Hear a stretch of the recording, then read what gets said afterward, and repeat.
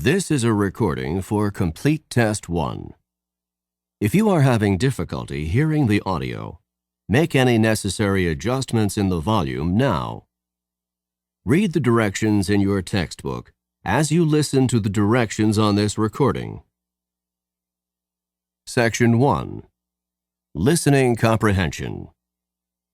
In this section of the test, you will have an opportunity to demonstrate your ability to understand conversations and talks in English.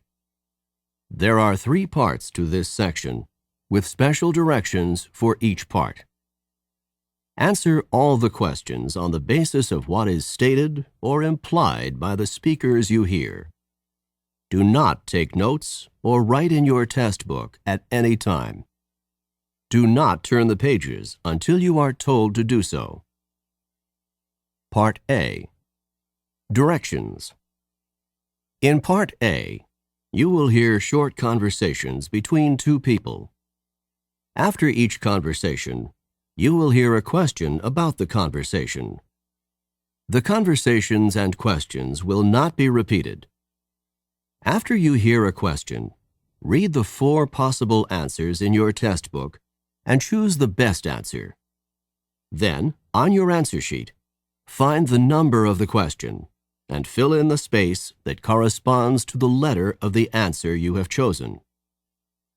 Listen to an example. On the recording, you will hear, "That exam was just awful." Oh, it could have been worse. "What does the woman mean?" In your test book, you will read, A. The exam was really awful. B. It was the worst exam she had ever seen. C. It couldn't have been more difficult. D. It wasn't that hard. You learn from the conversation that the man thought the exam was very difficult and that the woman disagreed with the man. The best answer to the question, "What does the woman mean?" is D. It wasn't that hard. Therefore, the correct choice is D. Now we will begin Part A with the first conversation. Number 1. Carla said that you were rather rude. It's unfair of her to say that about me. What does the man mean?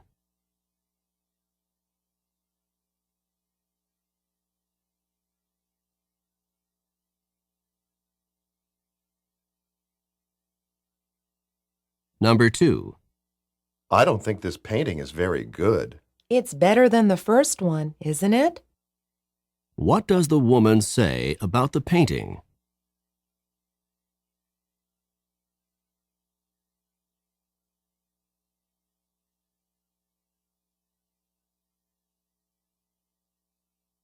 Number 3. Your graduation ceremony is this afternoon. I can't believe it. I've graduated at last. What does the man mean?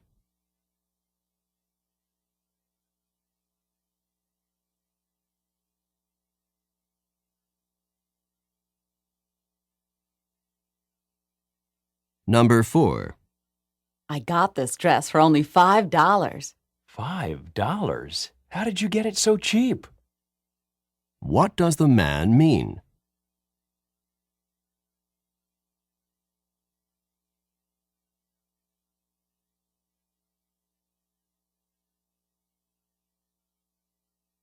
Number 5.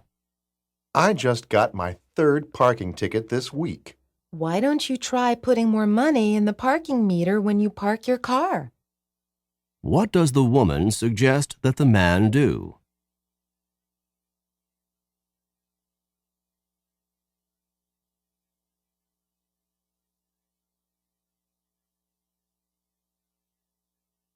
Number 6.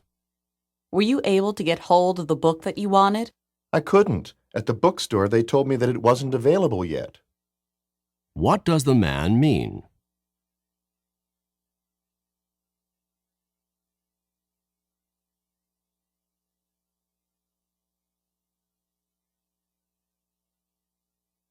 Number 7. Professor Mitchell's lecture certainly went on and on for quite some time. I thought he was never gonna finish. What does the man imply about the lecture?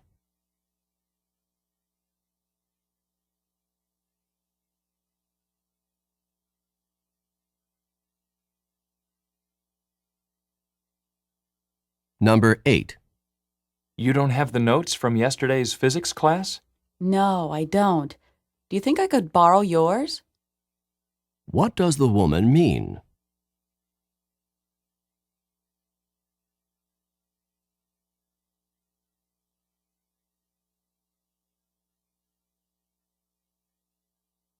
Number 9. You said that you wanted to go shopping this afternoon. What do you want to get? I think I'd like to get my dad a new wallet for his birthday. What does the woman mean?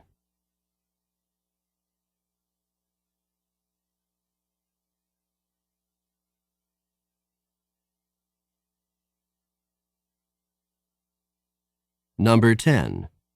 You didn't go into the pool, even for a quick dip? I put my big toe in and decided that the water was too cold for me. What does the man mean?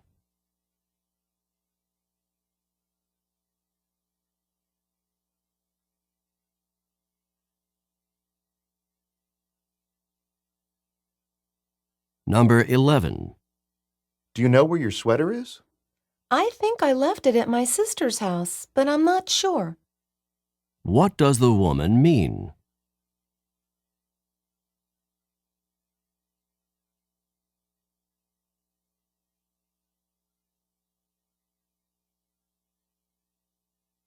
Number 12. I need for you to work on these new accounting reports. But I scarcely have time to finish the ones I already have. What does the woman imply?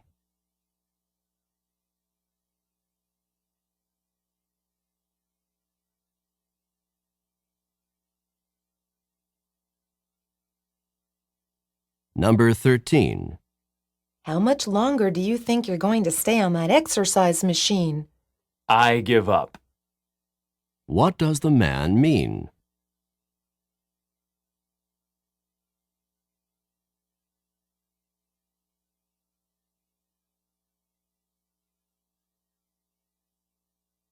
Number 14.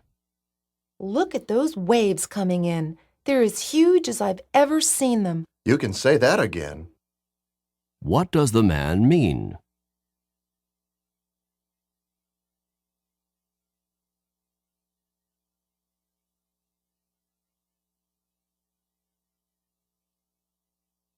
Number 15. Are you ready for the political science exam today? I stayed up all night studying for it. Didn't you know that the professor put it off until next week? What does the woman mean?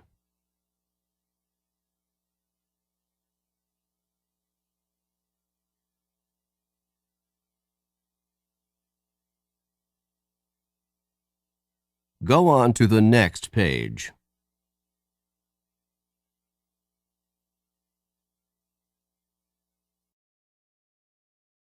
Number 16.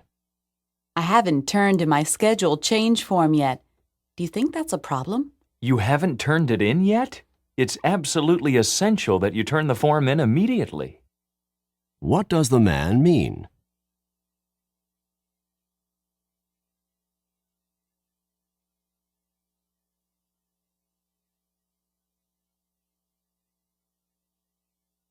Number 17. I'd like to try on some rings, please. Do you prefer rings in gold or silver? Where does this conversation probably take place?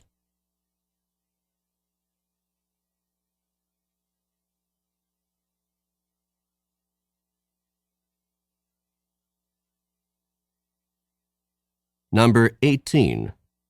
Look at this. You made an awful lot of long-distance calls last month. I called my family even more than usual. That's why the bill's so much higher than usual.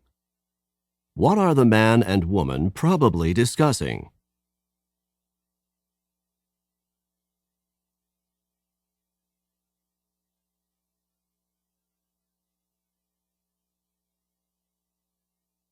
Number 19.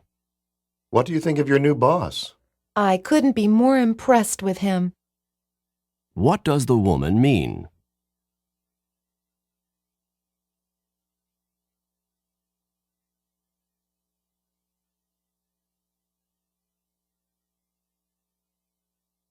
Number 20. Mike, do you know when the recital starts? It starts at 3 o'clock, doesn't it? What does Mike mean?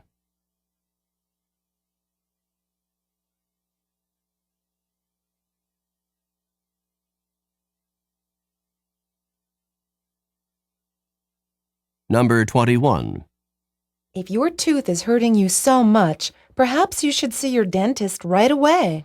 I don't really want to, but I guess I don't have much choice. What will the man probably do next?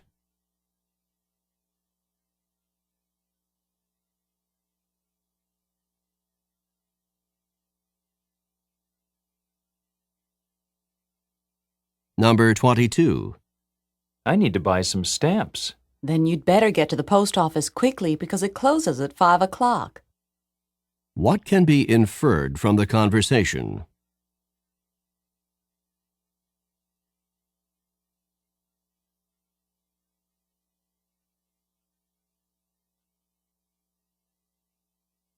Number 23.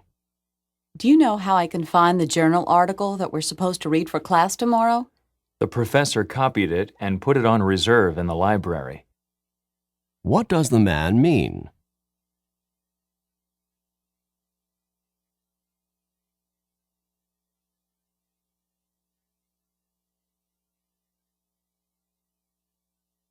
Number 24. I really think you should try to be a little more calm. If I were any calmer, I'd be asleep. What does the man mean?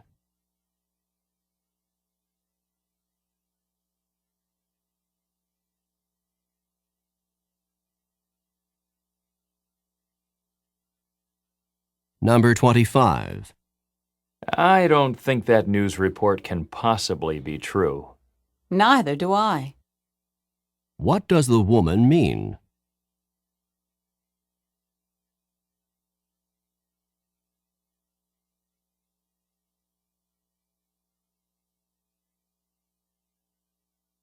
Number 26.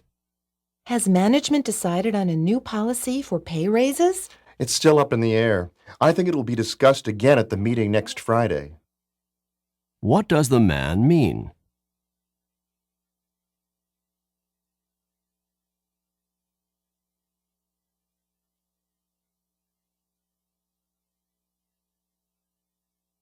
Number 27. I can't believe it's snowing today. It wasn't exactly unexpected. What does the man mean?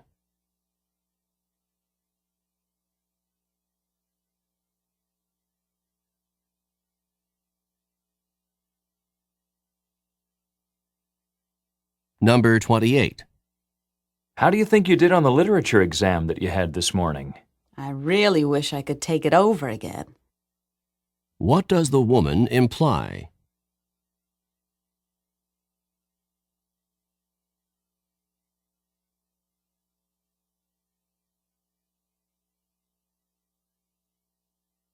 Number 29. You didn't have to wait outside. You could have just opened the door and walked right in. So the door was not locked. What had the man assumed?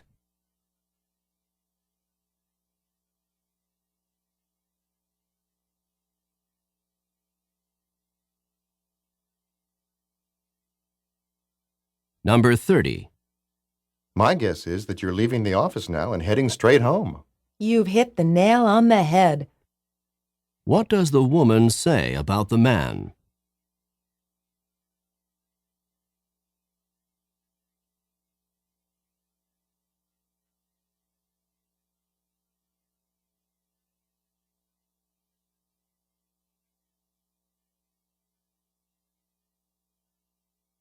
This is the end of Part A. Go on to the next page.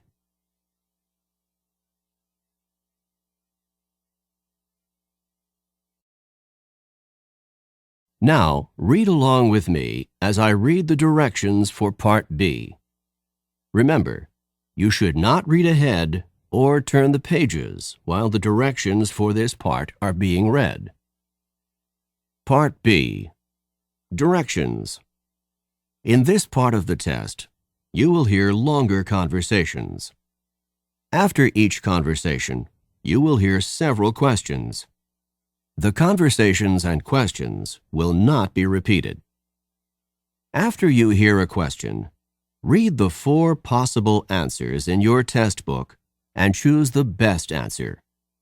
Then, on your answer sheet, find the number of the question and fill in the space that corresponds to the letter of the answer you have chosen.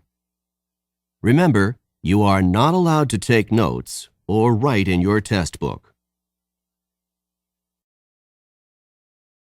Now we will begin Part B with the first conversation. Questions 31 through 34. Listen as a man and woman discuss a haircut. Hi, Bob. Your hair looks nice. It's a bit shorter than usual, isn't it? A bit shorter? I don't think so. It's a lot shorter. When I look in the mirror, I don't even know who's looking back at me. So you got your hair cut, but you didn't get the haircut that you wanted.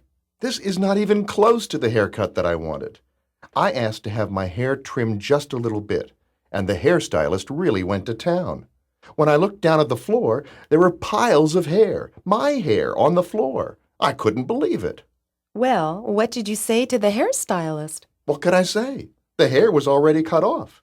I couldn't exactly say, please put it back on, although that's exactly what I did want to say. Well, at least your hair'll grow back soon. That's what everyone is saying to me. It'll grow back. It'll grow back. But it won't grow fast enough to make me happy. Maybe after you get used to it, you'll like it a bit more. Number 31. What seems to be true about Bob's haircut?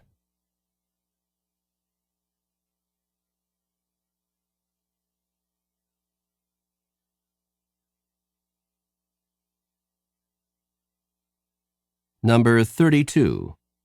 How does Bob seem to feel about his haircut?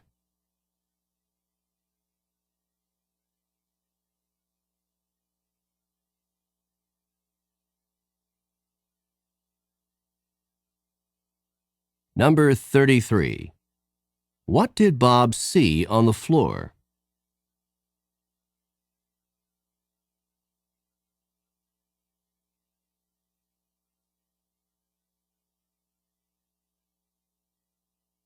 Number 34.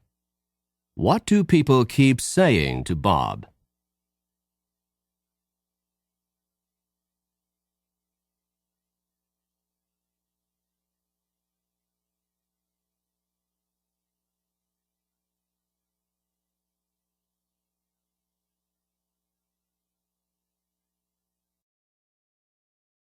Questions 35 through 38. Listen to a conversation about a man's great-grandmother.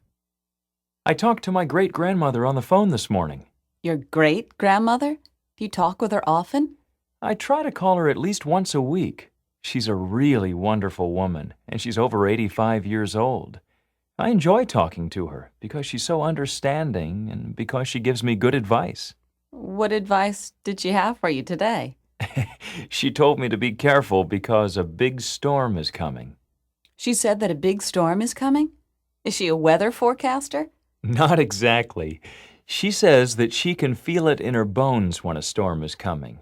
I know it sounds funny, but when she feels it in her bones that a storm is coming, she's usually right. That's not actually so funny. When people get older, the tissue around their joints can become stiff and swollen. Just before a storm, the air pressure often drops, and this drop in air pressure can cause additional pressure and pain in swollen joints. So when your great-grandmother tells you she thinks a storm is coming, she probably has some aching in her joints from the decreasing air pressure.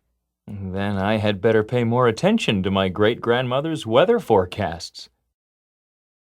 Number 35. How often does the man usually talk to his great-grandmother?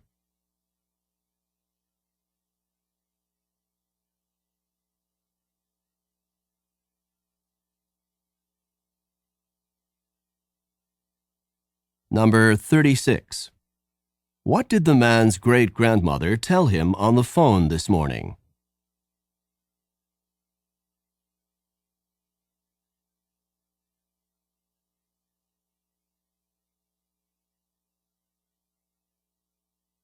Number 37.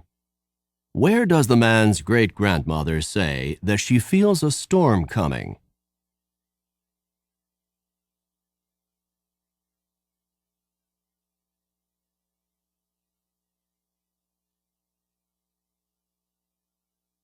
Number 38. What will the man probably do in the future?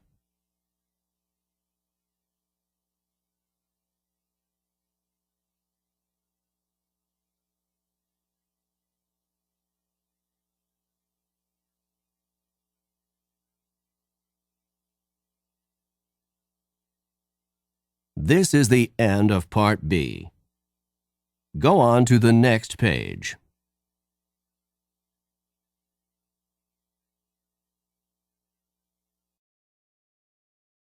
Now, read along with me as I read the directions for Part C. Remember, you should not read ahead or turn the pages while the directions for this part are being read. Part C. Directions. In this part of the test, you will hear several talks. After each talk, you will hear some questions. The talks and questions will not be repeated. After you hear a question, read the 4 possible answers in your test book and choose the best answer. Then, on your answer sheet, find the number of the question and fill in the space that corresponds to the letter of the answer you have chosen. Here is an example. On the recording, you will hear, listen to an instructor talk to his class about painting. Artist Grant Wood was a guiding force in the school of painting known as American Regionalist, a style reflecting the distinctive characteristics of art from rural areas of the United States. Wood began drawing animals on the family farm at the age of 3, and when he was 38, one of his paintings received a remarkable amount of public notice and acclaim. This painting, called American Gothic, is a starkly simple depiction of a serious couple staring directly out at the viewer. Now listen to a sample question. What style of painting is known as American Regionalist? In your test book, you will read A. Art from America's inner cities. B. Art from the central region of the U.S. C. Art from various urban areas in the U.S. D. Art from rural sections of America. The best answer to the question, what style of painting is known as American Regionalist, is D. Art from rural sections of America. Therefore, the correct choice is D. Now, listen to another sample question. What is the name of Wood's most successful painting? In your test book, you will read A. American Regionalist. B. The Family Farm in Iowa. C. American Gothic. D. A Serious Couple. The best answer to the question, what is the name of Wood's most successful painting, is C. American Gothic. Therefore, the correct choice is C. Remember, you are not allowed to take notes or write in your test book.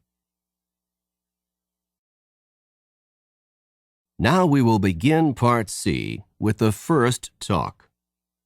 Questions 39 through 42. Listen to a talk by a tour guide in the Everglades National Park. Today we're going to be taking a tram tour through part of the Everglades National Park. Quite probably we'll be seeing a number of crocodiles sunning themselves by the side of the water or poking their heads up through the water. Needless to say, we will not be getting off the tram at any time until we leave the area because of the danger posed by the crocodiles. By the way, you've probably heard of the expression crying crocodile tears. It is common to say that someone is crying crocodile tears when he or she is pretending to be sad or full of regret. Crocodiles always appear to have tears in their eyes, but they are not crying because of sadness or even pretended sadness. Instead, a crocodile uses its tear ducts to get rid of extra salt from its body. A crocodile does not sweat the same way that humans do and must get rid of extra salt through tears.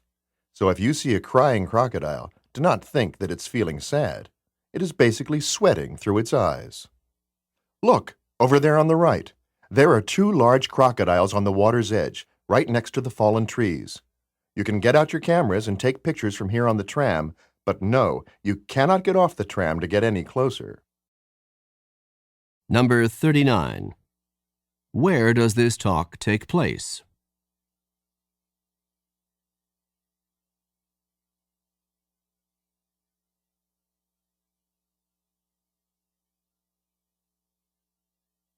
Number 40. What does the expression crying crocodile tears mean when it is used to describe humans?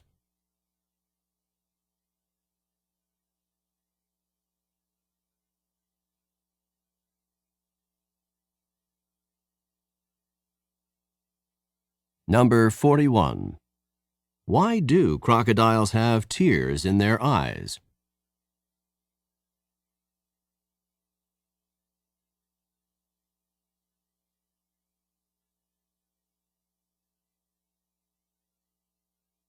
Number 42. What does the tour guide recommend?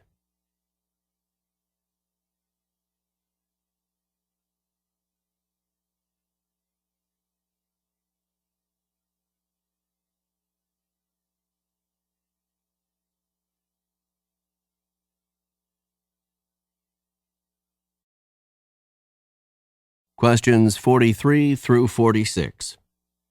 Listen to the following lecture by a university professor. Please take your seats now because I would like to begin today's lecture. Today, we will be discussing one of the more elegant and distinct forms of 19th century transportation, the clipper ship. Clipper ships of the 19th century were the graceful, multi-sailed, ocean-going vessels that were designed for maximum speed. They were given the name clipper ship in reference to the fact that they clipped along at such a fast rate of speed. Clipper ships were constructed with a large number of sails in order to maximize their speed. They often had 6 to 8 sails on each of the masts, and ships commonly had 3 and perhaps 4 masts. The speeds that they achieved were unbelievably fast for the era. Clipper ships could, for example, accomplish the amazing feat of traveling from New York to San Francisco in less than 100 days. Clipper ships first came into use in the United States in the 1840s. They were originally intended to make the trip from New York around the tip of South America and on to China in order to transport tea to the United States.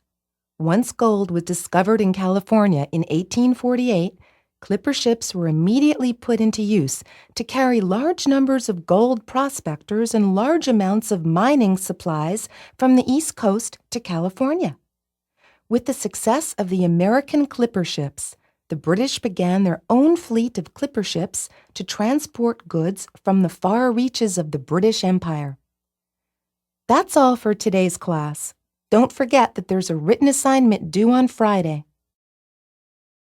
Number 43. In which course would this lecture most probably be given?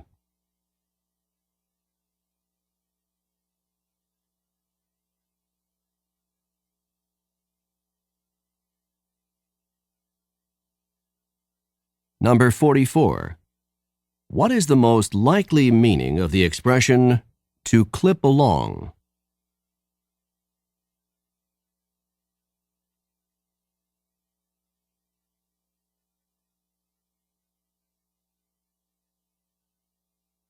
Number 45. What were clipper ships first used for in the United States?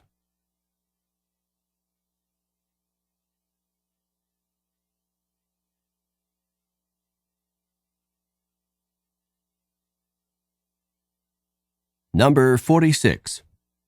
What does the professor remind the students about?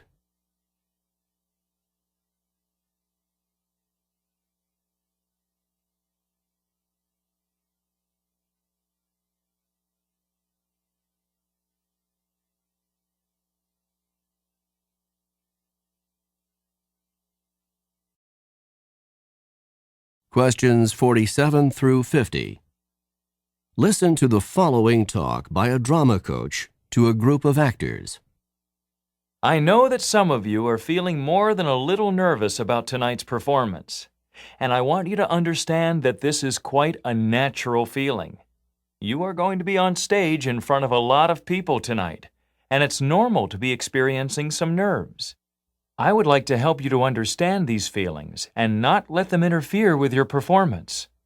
What you are experiencing is called stage fright. Stage fright is the fear that develops before you give a performance in front of an audience. Stage fright is not experienced just by actors and actresses. It can also be experienced by musicians, athletes, teachers, anyone who performs in front of a group of people. It occurs before a performance when a performer is concerned about looking foolish in front of others. Just before tonight's performance, if you're feeling a bit tense, if your knees are shaking, if your stomach has butterflies in it, and if you are thinking about how bad your performance could be, then you have a major case of stage fright. To control stage fright, you can work to control both the physical reactions and the negative thoughts.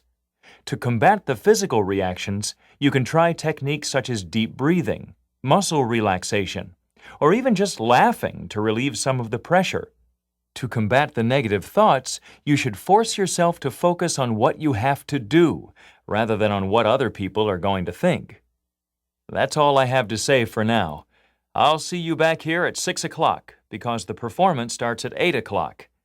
Just remember that if you begin to feel at all nervous, try some deep breathing to relax and focus your thoughts on the performance that you are about to give. See you this evening. Number 47. Who would probably not experience stage fright in their work?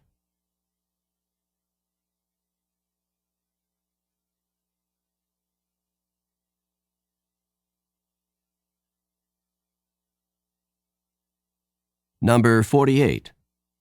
What physical reaction might someone who is experiencing stage fright commonly have?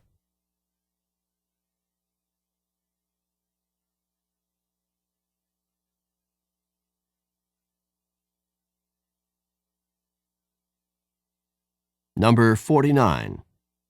How can someone combat the negative thoughts associated with stage fright?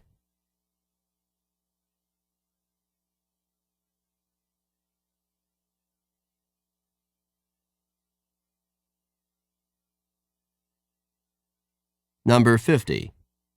When should the actors arrive at the theater?